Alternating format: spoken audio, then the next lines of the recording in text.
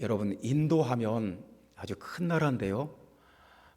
인도하면 참 여러분 무슨 생각이 납니까? 인도에 대해서 여러분들은 어떤 이미지를 가지고 있습니까? 인도는 참 이해하기 힘든 나라예요.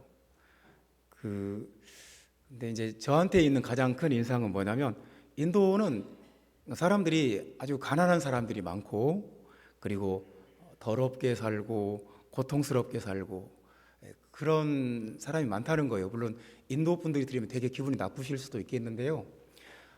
인도는 실제로 인구에 지금도 반절 이상의 화장실이 없어요. 그러니까 여러분 생각해 보세요. 얼마나 그게 삶의 질이 떨어지고 사람이 품위가 떨어지고 어떤 자존감이 떨어질 것 같아요. 참 인도 사람 지금도 1억 이상의 인구가 길바닥에서 태어나서 길바닥에서 죽어요. 그러니까 우리나라 인구 2배쯤 되는 숫자가 그렇게 비참하게 태어나서 비참하게 죽어요. 그럼에도 불구하고 그것에 대해서 당연하게 생각해요. 그리고 거기서 벗어나야 되겠다 그렇게 생각도 하지 않아요. 우리가 볼 때는 이해가 안 되는 거잖아요.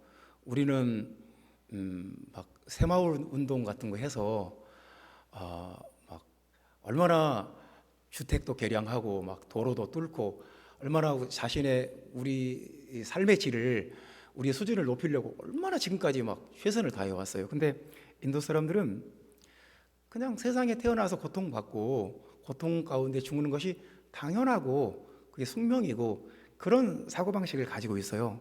그 이유가 뭐냐면 그들이 섬기는 힌두신이 그래요. 불교가 인도에서 생겨났지만 불교 믿는 사람들은 10%도 안 돼요. 거의 90% 가까이가 힌두교 믿어요.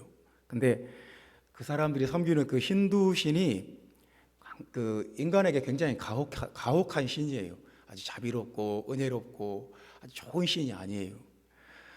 어떤 사람을 윤회의 고리 속에 딱 묶어놓고 현생에 지은 죄뿐 아니라 막 전생까지 막 전생이라는 개념을 만들어서 전생에 지은 죄까지 끄집어내서 세상에서 내가 아무리 착하게 살아도 소용없어요. 전생에도 무슨 죄를 지었다는데 뭐 어쩌겠어요. 그렇게 해서 네가 고통당하는 것은 할 수 없다, 불가피하다, 어쩔 수 없다, 그런 식을 그런 가혹한 굴레 속에 사람을 딱 묶어버립니다. 그러니까 한 민족의 또는 한 국가의 어떤 정신 세계와 그 문화에 가장 큰 영향을 주는 것은 그들이 섬기는 신이 아닌가 그런 생각이 듭니다. 그 사람들이 어떤 신을 숭배하느냐, 그 사람들이 섬기는 신이 어떤 신이냐에 따라서 그들의 삶의 질이 거기서 결정이 되는 것 같아요. 대부분 성경에 나오는 하나님이 아닌 다른 신을 사람들이 믿지 않는 사람들이 숭배하는 대부분의 신은 선하고 좋은 신이 아니에요. 아주 악하고 가혹한 신입니다. 그리고 자기 마음대로 안 하면 막 불같이 화내고 막 재앙을 내리는 무서운 신이에요. 그래서 이제 우리에게 뭐가 중요한 거냐면 성경이 말하는 하나님을 아는 것이 중요하다는 거예요. 그래서 성경이 말하는 하나님이 어떤 분인가, 그러니까 우리가 하나님에 대해서 성경이 말하는 하나님을 확실히 알지 못하면 우리도 이제 어떤 세상이 말하는 그 신의 개념을 세상의 신이 그러니까 내가 믿는 하나님도, 내가 교회에서 믿는 하나님도 그럴 것이다, 이제 그렇게 오해하기가 참 쉬워요. 그러니까 우리는 무속의 영향도 많이 받았고 불교의 영향도 많이 받았고 또 유교의 영향도 많이 받았어요. 그래서 우리의 무의식 속에는 그런 신관의 영향력이 있어요. 그래서 성경이 말하는 하나님을 믿으면서도 마치 그 신관의 영향을 받아서 하나님에 대한 오해가 조금씩 있어요. 그래서 성경이 말하는 하나님을 아는 것이 우리에게 무엇보다 중요한 거예요. 그렇지 않으면 우리는 하나님을 되게 희한하게 믿게 돼요. 아주 왜곡된 신앙을 갖기가 참 쉬워요. 그래서 이제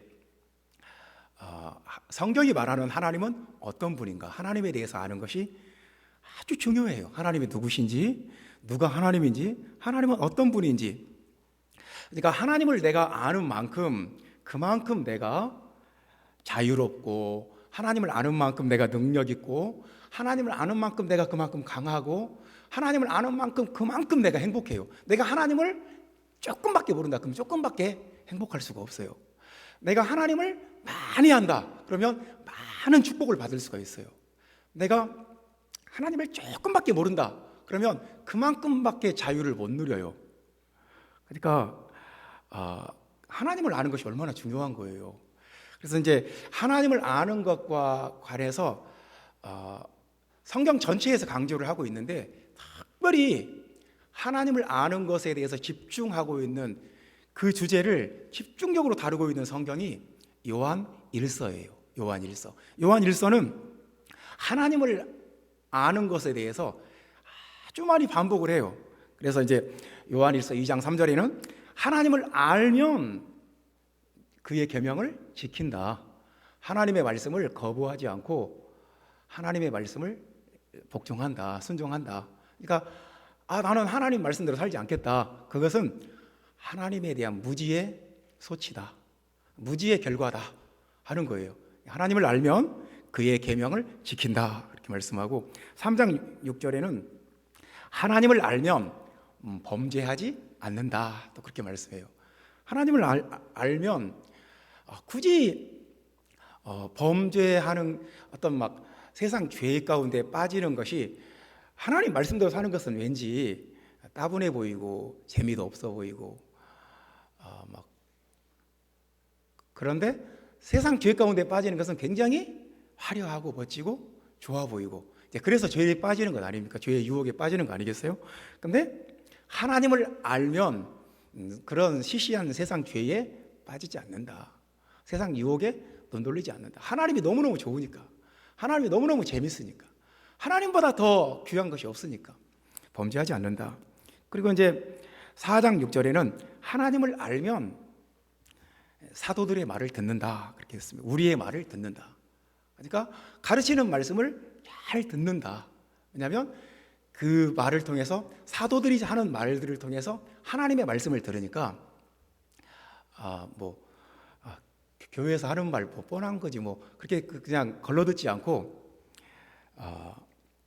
우리의 말을 잘 듣는다. 하나님을 알면 그렇다는 거예요. 모르면 하나님 말씀 무시해버리고 잘 안 들어요. 그리고 4장 7절 말씀에는 사랑한다 그래요. 하나님을 알면 미워하지 않고 사랑한다. 그러니까 우리가 사랑한다는 게 우리 본성이 아니에요. 우리는 자꾸 이렇게 부닥치고 저 사람하고 나하고 안 맞는 게 뭔가, 저 사람이 나한테 어떤 피해를 주는가, 그렇게 이렇게 갈등하고 미워하고 분노하고, 이게 자연스럽지 사랑하고 섬기고 좋아하고 이게 자연스럽지가 않아요. 근데 하나님을 알면 놀랍게 우리가 사랑을 하게 된대요. 원수까지도 사랑하게 되고, 나하고 잘 안 맞는 사람도 사랑할 수 있는 능력이 생긴다. 그러니까 하나님을 아는 것이 얼마나 중요한 거예요. 그 다음에 이제 하나님을 알면 지각이 생긴다 또 그런 말씀도 해요. 지각. 그러니까 이건 이제 IQ가 생긴다는 말인데요. 어떤 지적인 감각이 생긴다는 말인데요. 그러니까 이 말을 반대로 하면 뭐냐면, 하나님을 모른다는 것은 짐승과 같다. 그러니까 짐승은 지각이 아니라 본능이잖아요. 본능, 어떤 생존 본능, 그다음에 번식의 본능, 그 본능에 충실하게 살아가는데, 사람은 좀 달라요. 지각이 있어요. 지적인 그 감각이 있어요. 깨달아요. 그래서 근데 하나님을 알면 알수록 영적인 지각, 영적인 지적인 능력이 생긴다는 거예요. 자꾸 깨닫는다는 거예요. 그리고 5장 20절 말씀에는 하나님을 아는 사람은 예수 그리스도 안에 있다. 이렇게도 말씀해요. 그러니까 하나님을 안다는 것이 성경 제가 하나님을 안다라는 이 단어를 신구약에서 전체를 찾아봤어요. 근데 다 기록을 못 하겠더라고요. 너무너무 많아요. 막 A4 용지에다가 몇 장을 기록해도 끝이 안 나오는 거예요. 구약에서 야다 이 말이 하나님을 안다는 말이고, 그리고 신약 성경에서는 기노스코 이 말이 하나님을 안다는 말이에요. 근데 정말 아무리 이 설교와 관련된 본문만 다 기록해도 그 2장, 3장을 기록해도 끝이 안 나더라고요. 그렇게 많아요. 하나님을 안다는 것이 성경에서는 굉장히 중요한 일이에요. 이렇게 한번 얘기를 해봅시다. 성경에서, 성경 역사에서 가장 영적으로, 도덕적으로, 역사적으로 암흑기였던 때가 있었어요. 그때가 언제일까요? 사사기 시대입니다. 사사기 시대가 한 400년, 여호수아 때부터 사무엘 선지자 때까지 이 한 400년 넘게 긴 세월이에요. 아주 긴 시간인데 그 400년 넘는 시간이 영적으로나 도덕적으로, 역사적으로 암흑기였어요. 그러니까 뭐 그냥 그 하나님에 대한 예배도 무너지고, 그리고 도덕적으로도 그냥 막 엉망인 거예요. 그냥 도덕적인 타락이 말로 할 수가 없어요. 그리고 이스라엘 나라가 지파들끼리 서로 전쟁을 해요. 막 자기들끼리 서로 막 죽이고 막 싸우고 그렇게 힘든 시대가 있었어요.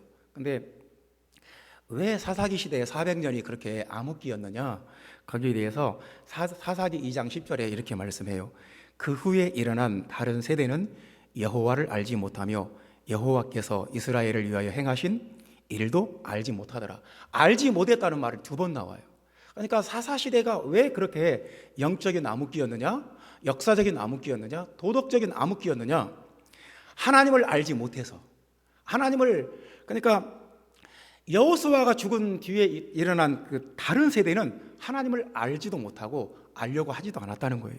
그리고 하나님께서 그 백성들을 애굽에서 이 가나안 땅까지 어떻게 인도하셨는지 그것도 잊어버렸대요. 홍해바다 사건도, 만나 사건도, 또 엘림의 그 사건도, 반석에서 물이 터져 나온 사건도, 그 불뱀 사건도 다 잊어버렸다는 거예요. 그냥 알지를 못했어요. 기억을 안 해서 생각을 안 하는 거예요. 그 하나님을 알지 못하는 그 무지로 인해서 그 모든 암흑기가 시작되었다는 거예요. 그러니까 하나님을 알지 못한다는 것은 하나님 좀 모르면 어때? 그런 게 아니라니까요. 하나님을 모르면 인간의 삶의 기본이 무너져 버리는 거예요. 인간의 사람이 돈만 많으면 되지, 그게 아니에요. 돈 많다고 다 되는 게 아니라니까요. 인간의 삶의 가장 어떤 밑바닥, 기본, 기초, 나무로 말하면 뿌리가 끊어져 버리는 거예요. 뿌리가 썩어 버리는 거예요. 그러니까 하나님을 알지 못하면 국가적인 위기, 영적인 위기, 가정의 위기, 개인적인 위기가 와요. 그래서 하나님을 아는 것이 이렇게 중요해요. 하나만 더 얘기를 해볼까요? 성경에 불량자라고 이렇게 지적한 사람이 있습니다. 저놈들은 아주 불량한 놈들이다, 불량배다, 그냥 아주 깡패 같은 애들이다, 그렇게 지적받은 사람이 있습니다. 엘리의 2 아들은 불량자라, 성경이 그래요. 불량배다, 아주 불량한 사람들이다. 그래서 하나님께 버림받아요. 심판받아요. 근데 그들이 왜 그렇게 불량했느냐? 그것도 사무엘상 2장 12절 말씀에 보면 엘리의 아들들은 행실이 나빠 여호와를 알지 못하더라. 하나님을 알지 못했다는 것이 핵심이에요. 하나님을 모르니까 행실이 나쁘고, 행실이 나쁘니까 불량배인 거예요. 그러니까 성경에서 하나님을 아는 것을 굉장히 강조하는 거예요. 하나님을 알아야 된다. 그러니까 이제 사람이 하나님을 아는 하나님을 얼마만큼 아는가, 그 사람의 인품이고, 그 사람의 신앙이고, 그 사람의 수준이에요. 그 사람의 지적 수준이에요. 사람이 자기가 이만큼 알면 이제 거기서 그만큼밖에 못 사는 거예요. 사람이 눈이 띄어가지고 또 이 사람은 못 보는 것을 이 사람은 보는 거예요. 그러면 그 사람은 훨씬 더 능력 있고 자유롭게 살 수가 있어요. 참 우리가 어떤 사람이 아주 답답하게 살고 힘들게 살고 막 이해 안 되는 삶을 산다. 왜 저렇게 살까? 그냥 한마디로 말하면 하나님을 알지 못하면 그래요. 하나님을 아는 것이 그거밖에 안 되니까 자기가 아는 한에서 그만큼 사는 거예요. 그래서 이제 호세아 6장 3절에 이런 말씀을 했어요. 그러므로 우리가 여호와를 알자. 힘써 여호와를 알자. 그 말을 해요. 하나님을 좀 알자. 제발 좀 알자. 힘써서 하나님을 좀 알자.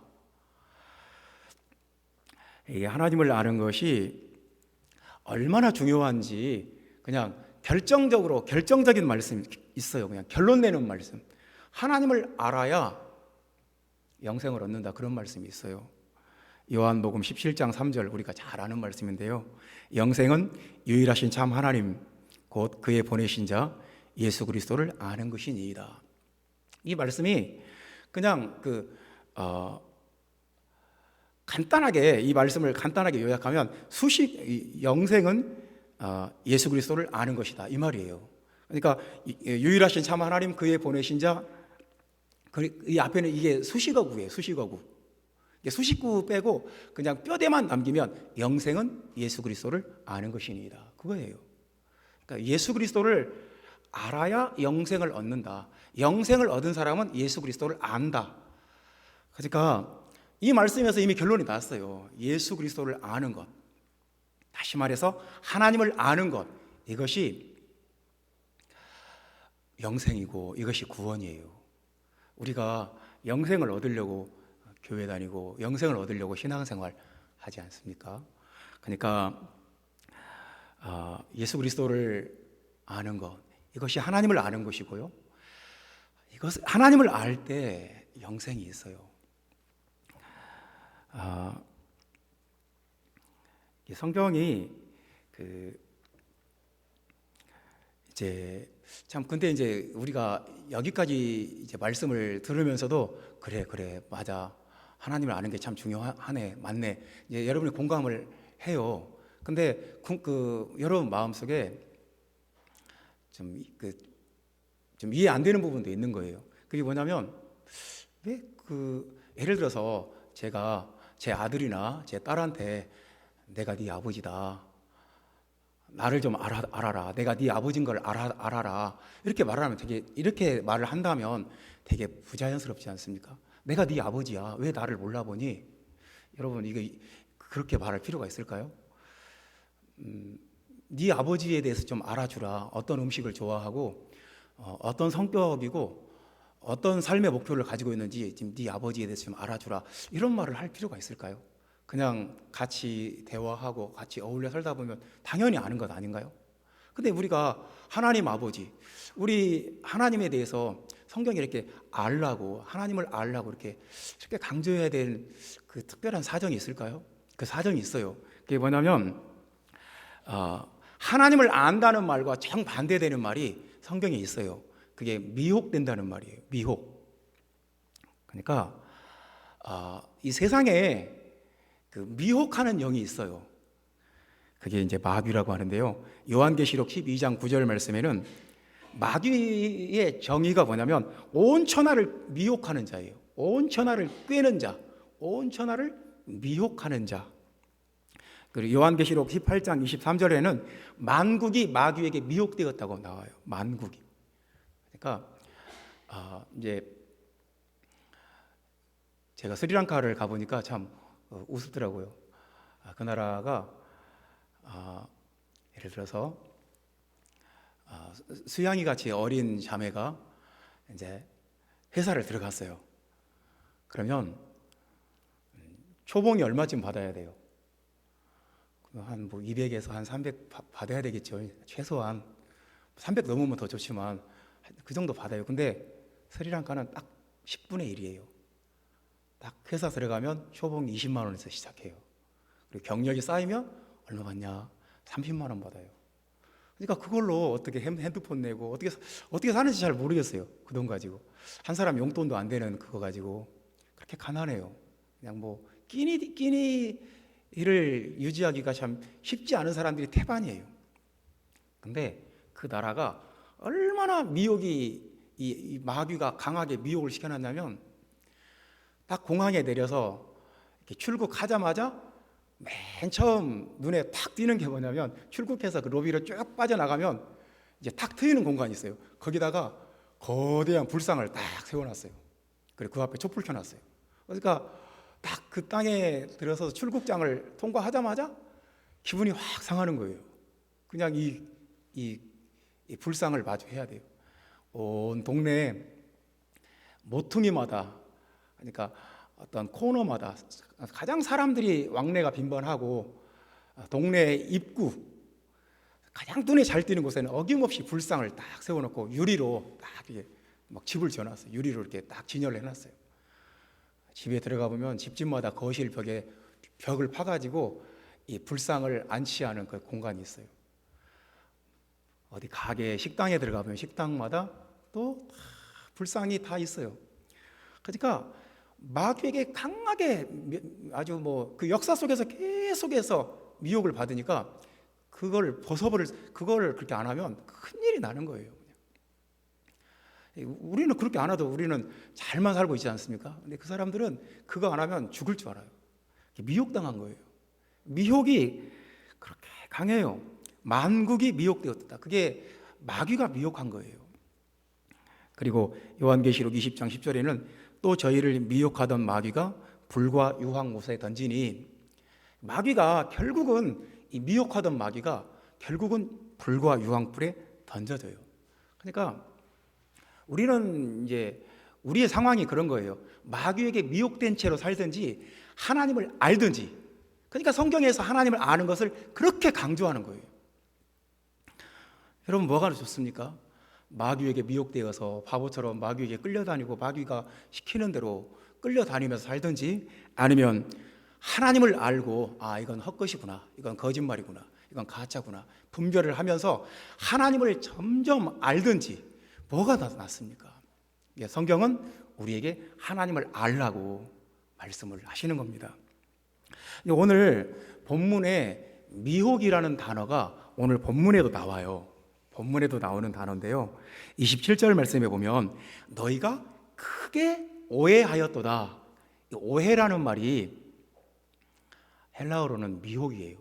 그러니까 똑같은 단어가 다른 데서는 미혹이라고 번역되고 여기서는 오해.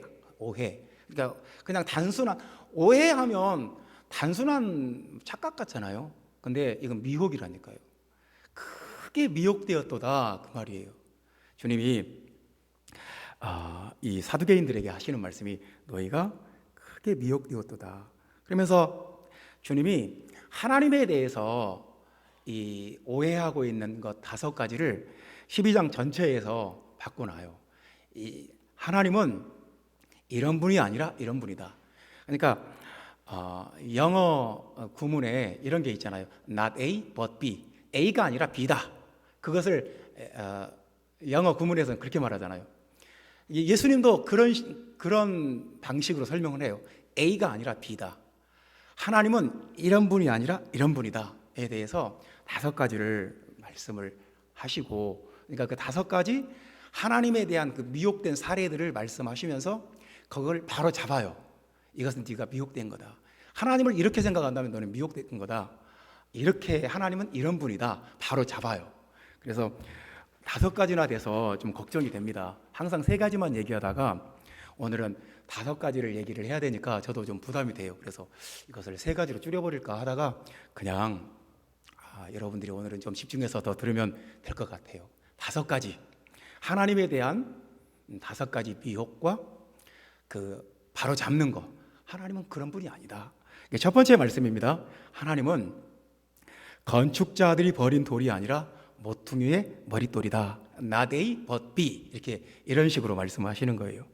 우리 본문의 말씀 10절 말씀 다 같이 읽어보겠습니다. 마가복음 12장 10절 말씀 다 같이 읽어봅시다. 너희가 성경에 건축자들이 버린 돌이 모퉁이의 머릿돌이 되었나니. 이게 참 그러니까 성전 건축이 이스라엘 민족에게는 엄청난 사건이기 때문에 성전 건축과 관련된 여러 가지 에피소드들이 있는데, 그 중에 이제 가장 유명한 에피소드가 뭐냐면, 성전에 기초돌을 놓을 때 어떤 돌을 가져왔는데 이 돌은 기초돌로 쓸만한 돌이 아니다. 그래서 버리려고 그랬어요. 버리려고 그랬는데 다시 눈썰미가 좋은 사람이, 진짜 전문가가 보니까 그 돌이 진짜예요. 그래서 그 돌로 성전에 모퉁이 돌을 세웠다. 그러니까 모퉁이 돌은 영어로 하면 그냥 코너스톤. 성전이 이렇게 사각형이잖아요. 직사각형 길쭉한 모양의 건물인데 네 귀퉁이가 있잖아요. 사각형이니까, 직사각형 모양이니까 네 코너가 있는데 그 코너에 돌이 가장 중요해요. 이 돌이 가장 중요한 돌이에요. 이 돌을 이렇게 약한 돌을 세운다든가, 여기 돌을 좀 이렇게 수평과 수직이 안 맞는 돌을 세워버린다든가 그러면 건물 전체가 위험해져요. 그러니까 가장 기초를 이루는 돌이 중요한데, 그 중에서도 모퉁이에 딱 박혀 있는 그 돌들이 가장 중요한 돌인 거예요. 이 돌들이 부실하면 전체 건물이 아무리 웅장하게 세워도 위험해져요. 그러니까 이 코너스톤이, 모퉁이 돌이 참 중요한 거예요. 그러니까 이제 예수 그리스도는 우리의 모퉁이 돌이에요. 우리 삶에. 그러니까 사람이 예수님에 대해서 버린 돌 취급하는 사람도 있고, 예수님에 대해서 모퉁이 돌 취급하는 사람도 있어요. 예수님은 내 인생의 모퉁이 돌이야. 없으면 안 돼. 나는 예수님 없이는 살 수가 없어. 예수님은 내 인생의 가장 중요한 분이야. 내가 다른 것은 다 손해볼 수 있어도 예수님을 손해볼 수는 없어. 내가 다른 것은 좀 포기할 수 있어도 예수님은 포기할 수 없어. 이렇게 예수님이 자기에게 모퉁이 돌처럼 중요한, 예수님이 무너지면, 예수님에 대한 믿음이 무너지면 내 인생 전체는 무너진다. 이렇게 예수님에 대해서 확실한 사람이 있고, 예수님 그냥 예수님 없이도 세상에 즐거운 거 많고, 예수님 안 믿어도 내가 얼마든지 세상에서 술 마시고 누릴 거 누리고 재미있게 살고 돈 많이 벌고, 예수님 없어도 사는 게 부족함이 없죠. 버린 돌 취급하는 사람도 있고. 그러니까 사람이 두 가지인 거예요. 이제 마귀에게 미혹되면 예수님을 버린 돌 취급해요. 근데 하나님을 아는 사람은 절대로 그럴 수가 없어요. 이게 진짜인 거예요. 세상 천지에 아무리 뒤져봐도 예수님을 대신할 것은 없어요. 예수님이 내 인생의 모퉁이 돌이, 이 돌보다 더 귀한 돌이 없어요. 형제자매 여러분, 예수님이 여러분에게 어떤 분인지 묻고 싶습니다. 예수님은 내 인생의 반석입니다. 예수님은 내 인생의 모퉁이 돌입니다. 그럼 여러분이 하나님을 알고 있는 거예요. 근데 예수님은 믿지만 나한테는 예수님보다 더 중요한 것들이 많다. 그러면 미혹된 결과예요. 미혹된 거죠. 위험한 거죠. 하나님을 깨달아 알고 하나님이 여러분에게 없어서는 안 될 돌, 모퉁이 돌, 가장 귀한 거, 내 인생에 보이지 않게 나를 받쳐주고 있는 가장 귀한 예수, 가장 소중한 예수, 가장 사랑하는 예수가 여러분들에게 그렇게 되시기를 주님의 이름으로 축원합니다. 두 번째는 뭐냐면 예수님이 세상의 진정한 통치자다 하는 말씀입니다. 예수님이, 그러니까 이것도 나데이 법비인데요. 이제 로마 황제가, 이제 그 당시 상황에서 그런 거예요. 로마 황제가 통치자냐? 로마 황제가 통치자가 아니다.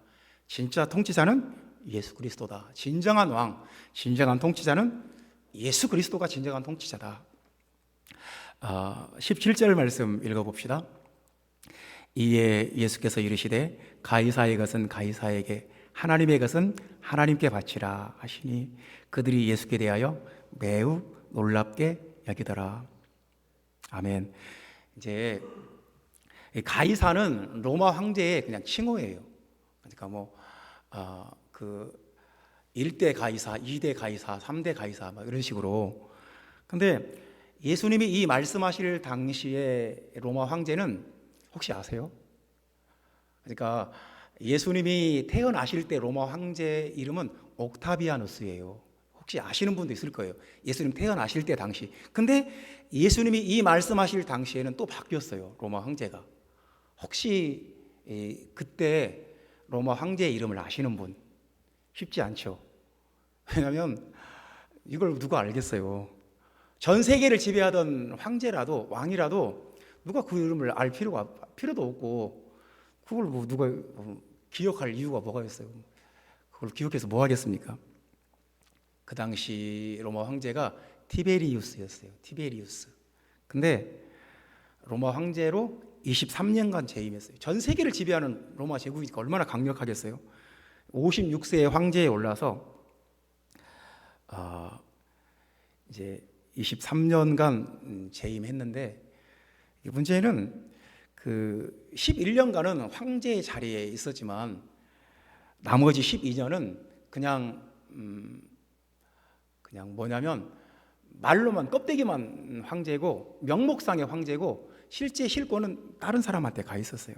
그래서 나머지 12년 동안은 도피하다시피 나폴리 그 지중해 한 섬에 그냥 유배돼 있었어요. 로마 황제 중에 가장 인기 없는 로마 황제가 예수님이 이 말씀하실 당시에 그 가이사예요.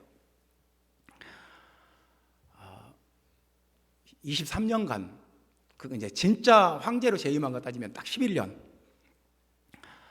근데 예수 그리스도는 2000년 동안 왕으로 경배받고 찬양받고, 예수 그리스도는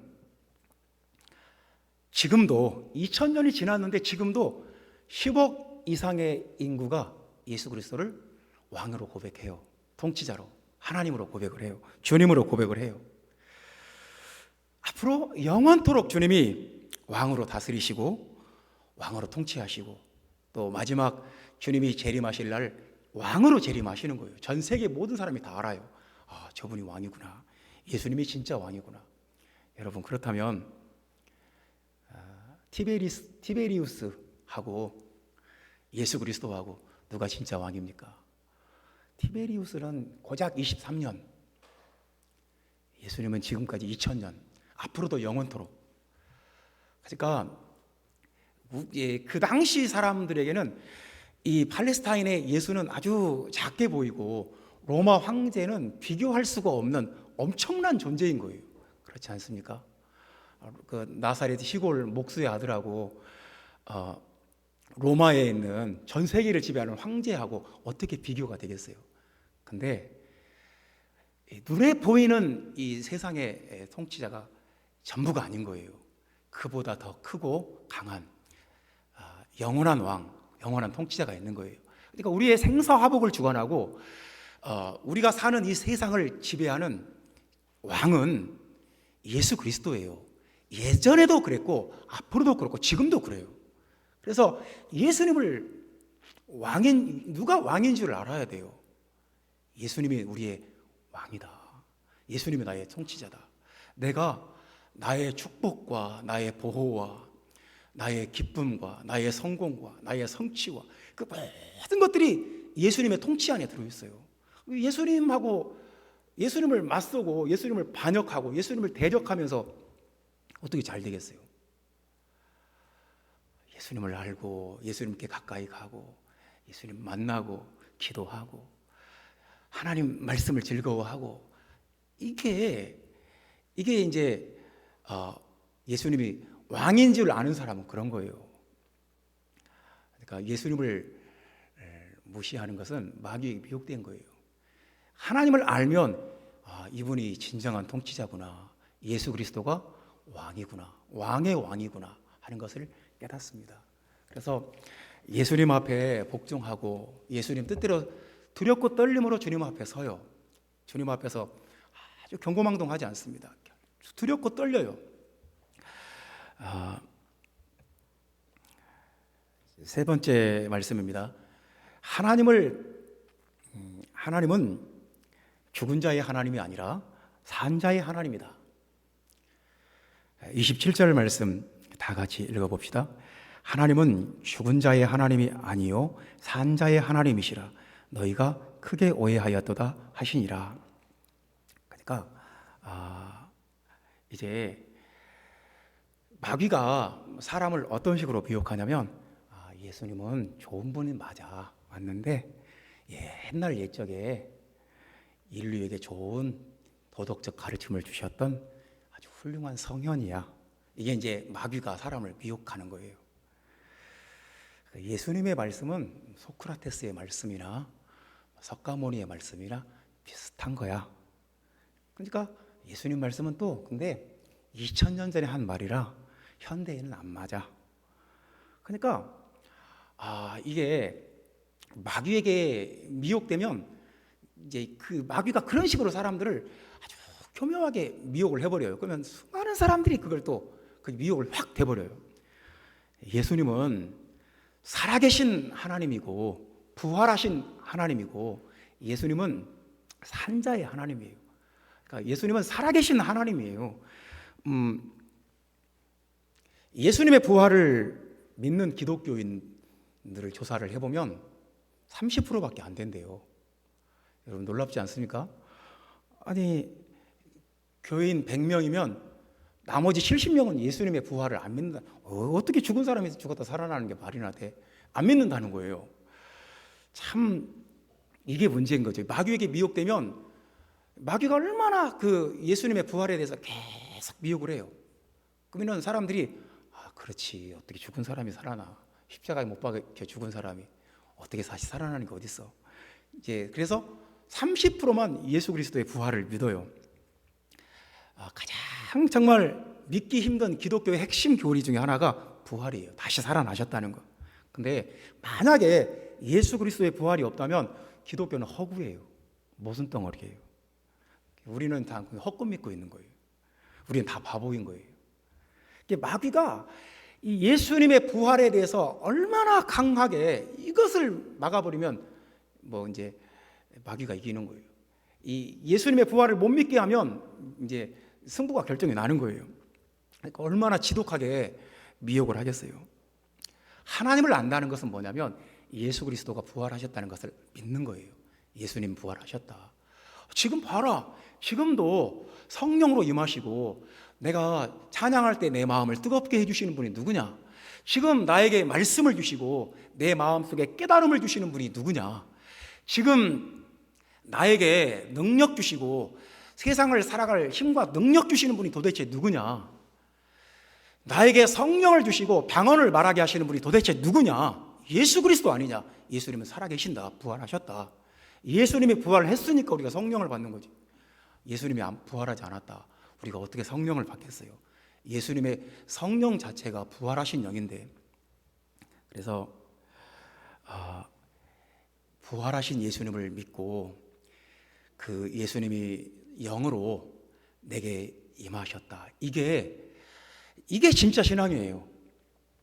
우리가 마귀에게 미혹되면 부활도 믿지 않고 성령도 믿지 않고 아주 그 유물론적인 사람이 되어가지고 사람이 죽으면 그걸로 끝이지 죽은 뒤에 천국과 지옥이 어딨냐, 아주 그 유물론적인 그런 그 사고에 그런 것에 미혹이 온 거예요. 진화론적인 그 사고에 미혹이 된 거죠. 형제자매 여러분, 예수님은 우리에게 처세술이나 자기개발이나 삶의 철학을 가르치는 분이 아니에요. 예수님은 죽음에서 살아나신 분이에요. 그래서 나도 살게 하시는 분이에요. 나에게 성령을 주시고 죽었던 나를 다시 살아나게 하시는 분이에요. 산자의 하나님이에요. 살아계신 하나님이고 산자의 하나님이에요. 여러분 그것을 알고 믿으시기를 바랍니다. 그러니까 미혹되면 예수님 자체도 죽은 분이고 또 죽은 자의 하나님이고 어떤 도덕적 가르침이나 주는 분이고 이렇게 이제 딱 오해를 해버리는 거죠. 크게 오해한 거예요. 크게 미혹된 거예요. 작은 미혹이 아니에요. 형제자매 여러분, 산자의 하나님, 살아계신 하나님, 성령 받고 살아있는 하나님 백성들의 기도를 들으시는 하나님, 예배를 받으시는 하나님, 살아계신 하나님, 함께 하시는 하나님, 임재하시는 하나님이라는 것을 우리는 믿습니다. 아멘. 네 번째입니다. 네 번째, 하나님은 다신이 아니다, 한 분이다 하는 말씀입니다. 그러니까 하나님이 여러 개다 하는 것은 미혹된 거예요. 마귀가 사람들을 수천 년간 그렇게 미혹해 왔어요. 신은 여러 개다, 절대로 하나가 아니다. 29절 말씀 우리 다 같이 읽어봅시다. 예수께서 대답하시되 첫째는 이것이니 이스라엘아 들으라, 주 곧 우리 하나님은 유일한 주시라. 32절 말씀 읽어봅시다. 서기관이 이르되 선생님이여 옳소이다. 하나님은 한 분이시요 그 외에 다른 이가 없다 하신 말씀이 참이니이다. 그러니까 마귀에게 미혹되면 하나님이 여럿이에요. 많아요. 근데 하나님을 안다는 건 뭐냐면 하나님이 한 분이라는 것을 아는 거예요. 그 사람은 하나님을 아는 사람이에요. 이게 참 그 성경에 굉장히 중요해요. 하나님이 한 분이라는 거.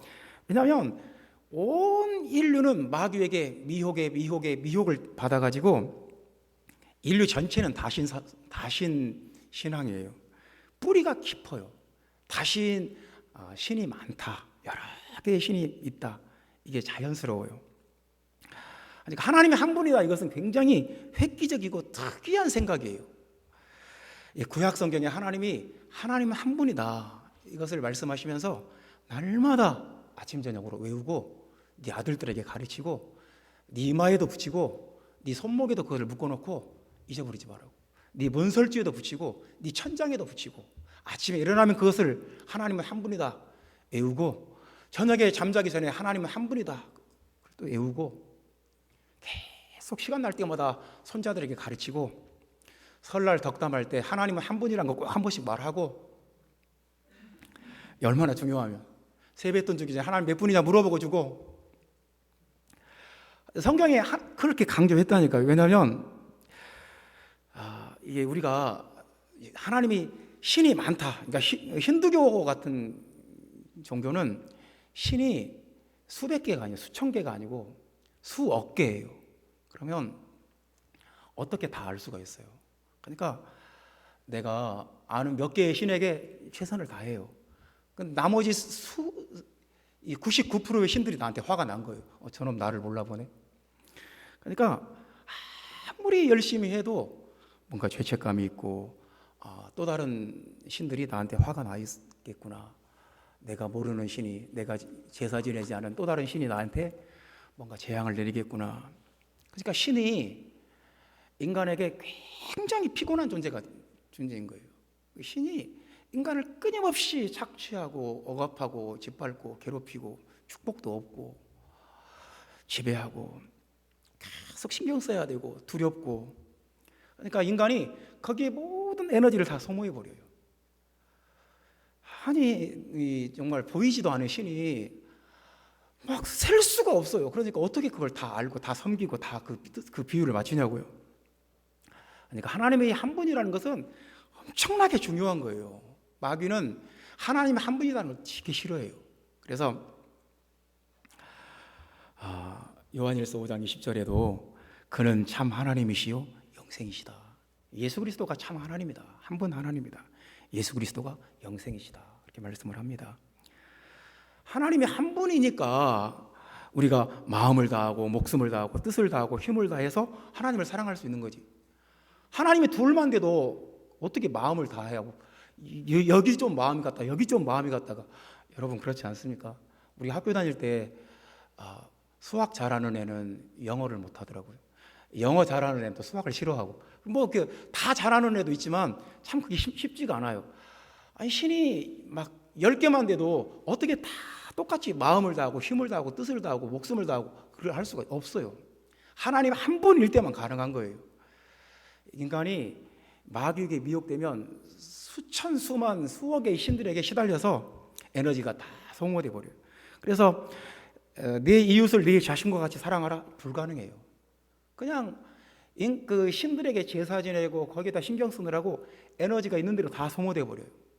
그래서 지쳐요. 그래서 이웃사랑 불가능해요. 하나님이 한 분이어야 마음을 다하고 힘을 다하고 뜻을 다하고 목숨을 다하고 하나님을 사랑할 수 있고 내 이웃을 내 몸과 같이 사랑할 수 있고 가능한 거예요. 형제자매 여러분, 하나님이 한 분이라는 진리, 여러분 항상 유일하신 하나님, 예수 그리스도는 살아계신 하나님, 우리에게 계시된 유일하신 하나님이라는 거 여러분 확신하고 이 진리 가운데 흔들리지 않기를 주 예수 이름으로 축원합니다. 5번째 말씀입니다. 여러분 다 기억 못해도 괜찮습니다. 그냥 여러분 마음속에 5가지 중에 특별히 마음속에 와닿는 것만 기억하시면 되겠습니다. 5번째, 하나님을 안다는 건 뭐냐면 예수님이 다윗의 자손일 뿐 아니라 다윗의 주도 되신다 하는 것을 아는 거예요. 예수님이 이걸 굉장히 중요하게, 이 말씀이 중요했던 것 같아요. 그래서 다른 데서도 많이 강조되는 말씀인데요. 37절 말씀 다 같이 읽어봅시다. 다윗이 그리스도를 주라 하였은즉 어찌 그의 자손이 되겠느냐 하시니 많은 사람들이 즐겁게 듣더라. 그러니까 유대인들은 이제 오해하고 있었던 것이 뭐냐면, 유대인들이 생각하는 메시아는 다윗과 같은 영웅 같은 영웅이 와야 돼요. 다윗처럼 전쟁에 능하고 이 대적들을 싹 물리쳐버리고. 그러니까 유대인들이 생각하는 메시아는 뭐냐면 아주 그 강력한 이 왕, 싸움을 잘하는 왕이 오셔서 로마 제국을 싹 무너뜨려 버리고 성전을 지어서 온 세상 전체가 이제 성전에 와서 제사를 드리고, 이런 메시아예요. 강력한 메시아예요. 근데 예수님은 십자가에 못 박혀 죽는다고 하니까 어떻게 이제 그들이 생각하는 메시아하고는 전혀 다른 거예요. 그러니까 유대인들이 생각하는 메시아는 아주 그 인간적인 메시아, 강력한 메시아. 근데 그래서 다윗의 자손이 와야 돼요. 다윗처럼 다윗을 똑 빼닮은 강한 메시아가 와야 되는 거예요. 근데 예수님은 또 다른 말씀을 하세요. 메시아는 다윗의 자손일 뿐만 아니라 다윗의 주도 된다. 그러니까 이게 굉장히 획기적인 말씀이에요. 유대인들은 그걸 생각을 못했어요. 예수님이 하나 더 가르치는 거예요. 물론 다윗의 자손 맞다. 하지만 다윗의 주다. 다윗의 주님이다. 시편 110편 1절을 인용해서 그것을 주장을 했습니다. 메시아는 인성으로는 다윗의 자손이지만 신성으로는 다윗의 주님이시다. 요한계시록 22장 16절에 이제 천국의 왕이 그런 말을 해요. 천국의 왕이 새하늘과 새 땅을 다 새하늘과 새 땅에서 천국의 왕이 이렇게 말씀하는 거예요. 나는 다윗의 자손이요 다윗의 뿌리다. 이게 2가지가 다 있는 거예요. 다윗의 자손이다 뿐만 아니라 다윗의 뿌리다. 다윗의 뿌리가 누구겠어요? 하나님이죠. 다윗이 경배하고 다윗이 찬양했던 그 하나님이죠. 천국의 왕이 자신을 나는 다윗의 자손이요 다윗의 뿌리다 그렇게 말씀하시는 거예요. 그러니까 우리가 하나님을 안다는 것은 예수 그리스도 안에 하나님의 신성이 있다는 것, 그 안에는 신성의 모든 충만이 육체로 거하시고, 이걸 깨닫는 거예요. 이것을 아는 거예요. 그러니까 우리가 예수님에 대해서 알아야 될, 하나님을 안다는 건 뭐냐면 예수님은 사람이면서 하나님이에요. 아들이면서 아버지예요. 어린 양이면서 대제사장이고 종이면서 왕이에요. 이것을 깨달아야 돼요. 다윗의 자손이면서 다윗의 주님이에요. 예수 그리스도는 인간이면서 하나님이고 하나님의 본체를 가지신 분이고 하나님을 우리에게 계시해 주신 분이고, 그래서 예수 그리스도를 아는 것이 영생이다. 우리가 하나님을 안다는 것은 예수님이 모퉁이의 머릿돌이 되신다. 예수님이 이 온 우주와 천하 만국의 진정한 왕이고 통치자다. 예수 그리스도는 산자의 하나님이다. 성령을 주시고 또 성령으로 역사하시는, 죽음의 권세를 이기고 부활하신 산자의 하나님이다. 예수 그리스도는 유일하신 하나님이다. 예수 그리스도는 다윗의 자손이면서 다윗의 주가 되시는 하나님이다. 이것을 우리가 깨닫는 것입니다. 하나님을 아는 것이 우리에게 복입니다.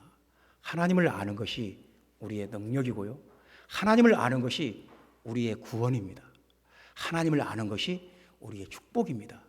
이것이 가장 어떤 뿌리가 되는 거고 기초가 되는 것이고 근본이 되는 거예요. 기도하겠습니다.